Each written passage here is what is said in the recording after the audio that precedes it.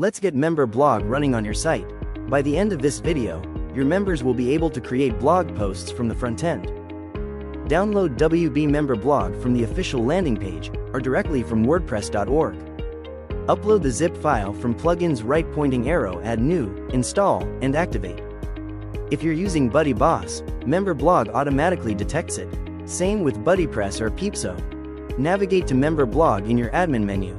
Click Pages. You'll see 2 pages needed, one for the submission form, one for the member dashboard.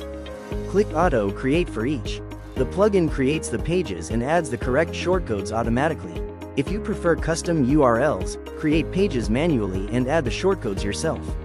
But Auto Create is fastest. If you prefer custom URLs, create pages manually and add the shortcodes yourself.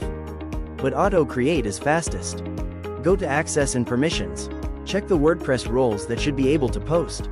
For most communities, enable subscriber, contributor, and author. If you're using BuddyPress member types and want to restrict further, select specific member types. Leave empty to allow all types. Click Save Changes. Go to Editor Settings. 3 options. Editor.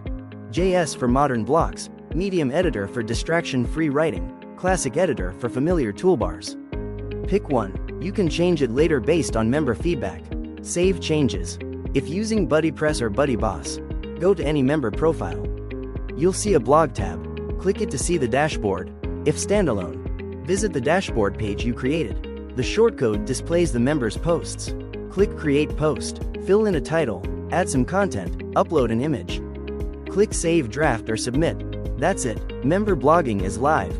Optional configurations to explore.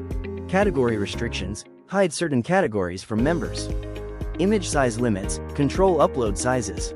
Shortcodes. Display member posts across your site. Check the documentation for detailed guides on each feature. Full documentation is available from the settings page. Questions? Contact support through the plugins WordPress.org page.